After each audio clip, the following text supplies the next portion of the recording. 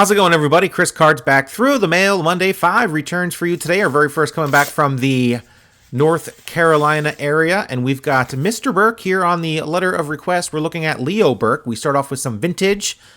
To Chris, best wishes. Leo Burke, 88 years young. Still a great signature. Still a great signer. We've got a signature card as well for good measure. Not filled out on the back, but dated with the inscription on the very front. Very cool return from Leo Burke. 7 years in the bigs. Utility infielder and outfielder. He played everywhere. Most games he ever played in a season was 59, so he is most definitely a pinch hitter / utility player. 239 career average, 9 home runs, 45 ribeye steaks for Mr. Leo Burke. Great little signer. 5'11", short little dude, and awesome to get this back. Can you inscribe this card with Major League debut, 9/7/58? Did not write down Major League debut, but he did write down the date, so that's not too bad. Nice return from Leo Burke. Let's move on, guys, to return number 2. Indianapolis, Indiana, stamped on this envelope. They wrote my return address in the return address area, so I had to cover that up as well. And we've got, let's see here, we've got an Eco-Life notepad here. My dad had a ton of these notepads that he got from who knows where, so I'm using them, right? Waste not, want not. We got Carl Erskine here inscribed on a index card. Lots of inscriptions. We got these Donruss cards. I had a ton of these Donruss cards of him. I don't have too much vintage of Carl Erskine, but he's still a great signer, even at 96 years of age. 1954 All-Star, World Series champion in 1955 with the Brooklyn Dodgers, played 12 years in the bigs. All of those years with the Brooklyn Dodgers, except 58, 59, when, of course, they were in L.A. That is not a good signature, and he does work with Special Olympics. Him and his wife, Betty, have been donating their time and money, effort into Special Olympics for the last 40 years, more than 40 years now. And I might clean that off and resend it and get that signed, give him another $5 bill. And quite frankly, that autograph does not cut the mustard. He signs a lot of stuff, so we're not looking at value here. We're just looking at for your own personal collection. Yeah, maybe in 10 years I can get $5 for this card, but as it is, it doesn't look good in my collection, and I couldn't get $1 for it if I tried to sell it. So I'm going to probably send it back and donate just a little bit more money to the Special Olympics and get that re-signed. I might actually make a video of me removing the signature and setting it back in and showing you what the finished product looks like. That could be a good little video. So, all right, guys, let's move on to return number 3. Our next return comes from Palm Beach, West Palm Beach. If you want to get specific about it, we have, looks like an 87 Topps peeking out. We've got Howard Johnson. Howard Johnson inscribed 86 World Series champion on an 87 Topps card. Looks like a Bible inscription / verse there on the very bottom. 1989 Upper Deck also for the set. Inscribed Hojo right there between Howard and Johnson, so that's kind of a weird inscription right in the middle of his name, but that looks pretty cool. I did ask him for both inscriptions. Very happy to get these done. Check these out. They are beautiful. They're going to look great in my binder. Howard Johnson, first-round draft pick of the Tigers back in 1979. 12th overall, spent 14 years in the bigs, 9 with my Mets, 3 with the Tigers, cup of coffee with the Cubs and the Rockies. I remember him on the Rockies. I did not remember him being on the Cubs.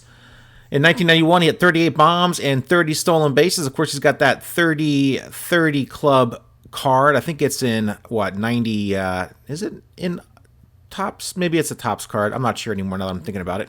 2-time All-Star, and of course, won a World Series with the Tigers in '84. Only got 1 plate appearance in the postseason that year. In the World Series, he reached on in error. In '86, he kind of faded towards the end of the season, went 0 for 7 in the postseason for the Mets, including his only start, which was Game 2, 0 for 4, not good at all, in fact.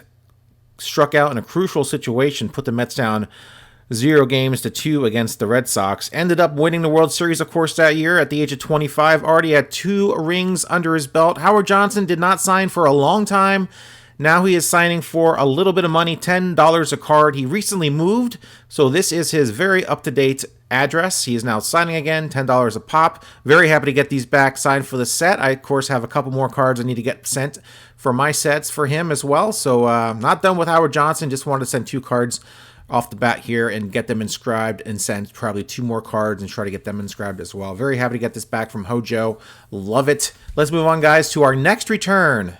Miami, Florida, our next return here, number 4 of 5. We've just got one more to go after this.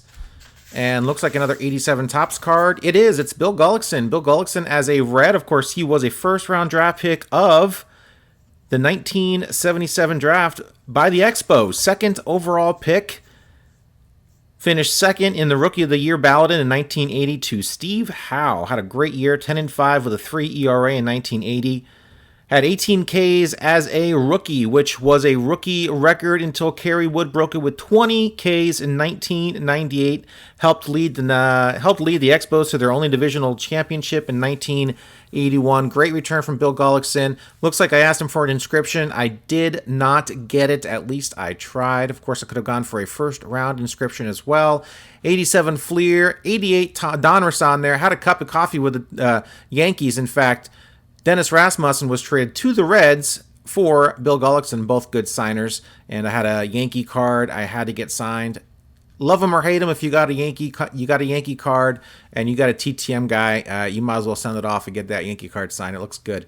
Looks better when they're in pinstripes, but hey, he's in his warm-up jacket. He looks all right. Still looks good. Great return. Let's move on, guys, to our very last return of the day. Orlando, Florida, for our 5th and final return of the day with the heart stamp that is not canceled out. In fact, I've sent out 50, 60 heart stamps over the years, and those things come back more times than not without a canceled stamp on them. For whatever reason, the machines do not like them. Maybe the graphic, maybe it looks like a barcode. I'm not sure. Maybe it thinks it's already been canceled out. I don't know. I don't understand it. If any of you can understand it, you can write in the comments below and let me know. But anyway, we got Sixto Les Kano here, $5 a card, inscribed 1979 Gold Glove. In fact, he wrote the whole thing out. Usually it's 79 GG, and you better be happy with it. For $5 a card, Sixto wrote the whole thing out. It's kind of like a success within a success. That's going to look great in the 84 Topps binder. Of course, 74, 84, 87 Topps, and 89 Upper Deck are the cards sets I'm chasing. So if you see lots of cards in these Through the Mail Mondays of those years, that is why. So check out my other videos, and you can see me putting them all in a binder.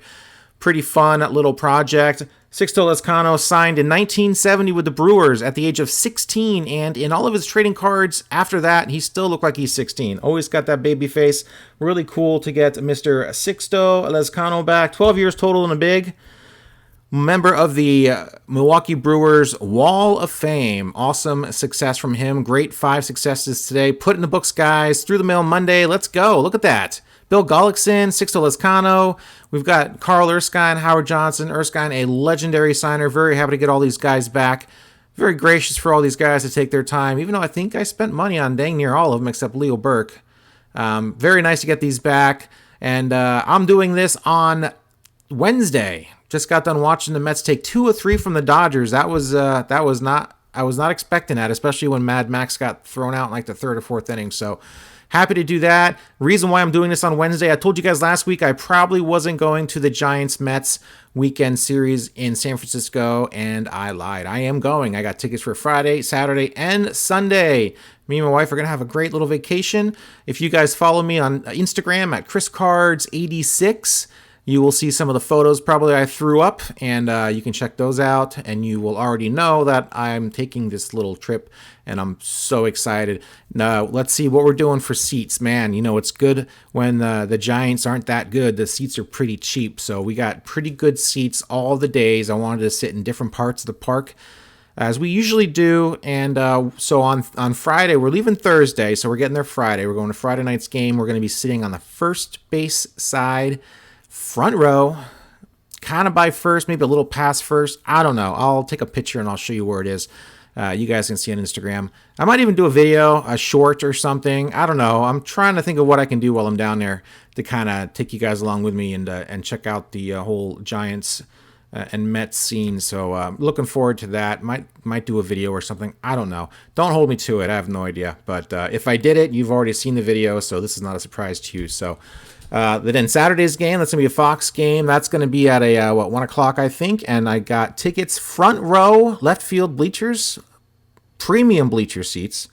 Very first row, which means the wall's in front of us. Of course, there's not really a wall in front of us. There's like a big gap, and then there's the wall. But should be prime seating for a nice Pete Alonso home run. Maybe I'll grab one. We'll see how that works out. And thought that'd be a cool perspective. I always wanted to be in the bleachers, kind of out there in the outfield. I mean, I've sat behind home plate. I've sat everywhere. I've had the best seats in the ballpark, so I always want to try out different seats and get different perspective, and you always see the game a little bit differently in those different sections. So, and then Sunday night game of the week on ESPN, it's going to be down to third baseline, front row, seat row A, right behind.